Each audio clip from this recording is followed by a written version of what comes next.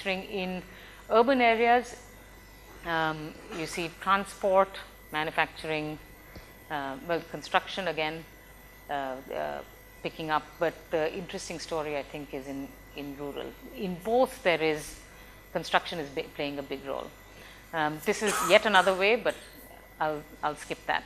So alongside that kind of job creation, obviously the quality of employment is changing. If your job creation is coming from construction, it's coming from trade, hotels, restaurants, what are the types of jobs being created? There's three broad categories in which we can classify these. There's the self-employed. Self-employed are firms, but this includes one-person firms. They're not factories and firms really. They're in some ways a lot of the self-employed, reportedly self-employed households are workers are basically disguised wage work. So people who are working essentially on contract, doing things from home or doing very, very, very tiny small businesses. So the majority of workers in rural areas are self-employed, and then followed by casual workers. Casual workers are those who work for a daily wage or a irregular interval wage, and then the red is regular workers. In urban areas, it's self-employed and regular, followed by casual. So how is it changing? This is just again the same data presented so that you can actually see more starkly the differences. What you see is I don't know whether you have come across these phrases of the casualization of the workforce. That's what this is showing you, is that the growth in jobs has been in casual work. Here in 2009 to 11, you start seeing regular employment again picking up. In urban areas, it's self-employed and regular. So if I'm showing you that poverty is declining very rapidly, not many jobs are being created. The kinds of jobs that are being created are construction, informal, essentially I haven't shown you that, but they're essentially informal sector jobs. Then why is poverty declining? Well, one story is it's that even though these are casual non-farm jobs, they still pay better than agricultural labor. So the returns even on these jobs that none of you, well, all of you will go to Wall Street, but others would the non-farm jobs that people get even in rural areas, those still pay better than an agricultural wage, and they have been catching up with regular salaried wages. There's clearly obviously a premium to regular salaried employment, but and many benefits that are not captured in the reported monetary wage with a regular job. But when you compare just the monetary compensation, casual non-farm wages are catching up with regular wages. So it's so it goes back to the fact that small improvements can make a difference. So we are not talking about grand scale transformation in the economy with everybody much better off, but there are small improvements which are very significant. So what explains the fact that agricultural wages have risen over time? In both graphs, both rural and urban, you'll see that casual wages in agriculture have gone up quite dramatically, but also in the non-farm sector, which is of course a good thing. It tells you that the markets aren't so segmented that you have no movement and no relationship in movements in wages. In urban areas as well, casual labor is paying better. There's been a big increase, and there's lots of debates about what explains this and whether this is a good thing, whether the increase in agricultural wages is a good thing. There's hypotheses about the terms of trade turning in favor of agriculture, about a possible wage price spiral. This is an old theories are coming back now, which we used to talk about a long time ago. Now again, that's back in discussions about whether there's greater indexation in the economy between wages and prices. There are, of course, theories about Narega, about whether Narega has led to an increase in the reservation wage or has led to a higher demand for workers and therefore led to an increase in wages in the private labor market. And here's something that would seem to say, well, Narega could be playing a role. I'm showing you that, I told you that lots of the new jobs are coming in construction. Well, public works are a large, a significant share of construction growth. But of course, I think the more carefully done studies tell quite a mixed picture on the extent of impact of Narega, and it varies quite a lot from state to state. We've been doing work in Bihar in which we don't find major impacts on the local economy. Okay, so those are some debates.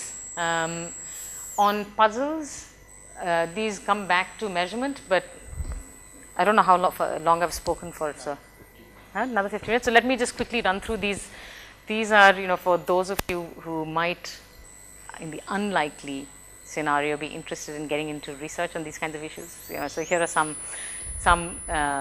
questions that at least you have to contend with when you're doing this kind of quantitative research on poverty. A big one is the NSS-NAS consumption divide. Right? So what I'm showing you here is growth in mean consumption. Actually, it's not growth; it's mean consumption itself. In the national, as measured from the household surveys, compared to what the national accounts tell us. So the national accounts give you GDP, but they also give you private final consumption expenditure, which is not exactly the same thing as household consumption expenditure as measured in the surveys. Some institutional expenditures are in there, and so it's not entirely comparable, but they should be moving in the same direction roughly, and should be pretty comparable. But what you see in this graph is that there is a large and growing gap between the two.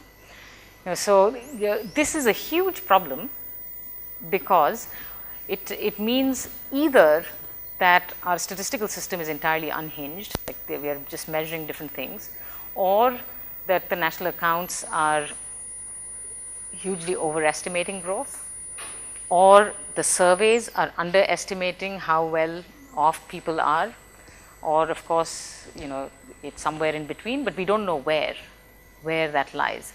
And there's some research, lots of attempts have been made to see where it is, where the gap lies, but ultimately I think unless the statistical system itself is strengthened and opened up to see why these differences are rising, we'll never really know. So what that means is that in our household surveys, what we measure in terms of improvements is less than what is suggested by the national accounts. And so that has been the story, and people have, many have argued, saying that actually in fact Indians are not as poor as these data suggest, because the surveys are just not picking up the amount of consumption there really is in the economy. So in fact actually poverty is even lower. I think there's a book called Imagine, I forget what the title is, it's something about there is no poor Indian in the world, in the country. No, not Imagining India, it's something, anyway. Okay, but I think the surprise is that when you compare what has happened between 2004 and 9 to 9 and 11, first look at the things that I've circled in blue. So a typical comparison between the national accounts consumption measure and the household per capita consumption measure would suggest that consumption based on the surveys is growing at 1.3% a year. Same time period, consumption in the national accounts growing at 3.3% a year. So that's where the arguments come from, that in fact we are grossly overestimating poverty. However, if you look at what I've circled in red, there's something that has changed, which is that consumption in the household surveys is growing much faster now than even in the national accounts. And it's not clear. So this is the kind of thing that I can't sleep with at night, because we base all our analysis on these kinds of numbers. And when something like this happens, then you have to ask, did they change the way in which national accounts are measured, or national accounts are assembled? Did they change something about the surveys? And I think it requires much more research and and hopefully we'll have something to say on that before too long. But it's a serious issue. Another kind of issue that we have to contend with is deflators. And the reason I put this here is, I don't know if you guys are following the discussions about what the RBI is doing with its interest rates, and whether the Urjit Patel committee report that says that they should change the benchmark against which inflation is measured from the WPI to the CPIs, and in fact to the CPI R and U, which I haven't actually shown on this. But this shows you essentially that this is not, we've known this, that instead of the consumer price indices of late are picking up much more price increases than the wholesale price indices, because the increases have come on that side. So this is not a puzzle. This is for you to see and ponder about what the RBI should be doing. But this is a puzzle, which is that coming back to the inflation rates that are implicit in the Government of India's poverty lines. When I look at them, between when I compare the inflation that's in urban areas to inflation in rural over the same time period in the same state, they don't, I would have expected much more of a relationship between the two.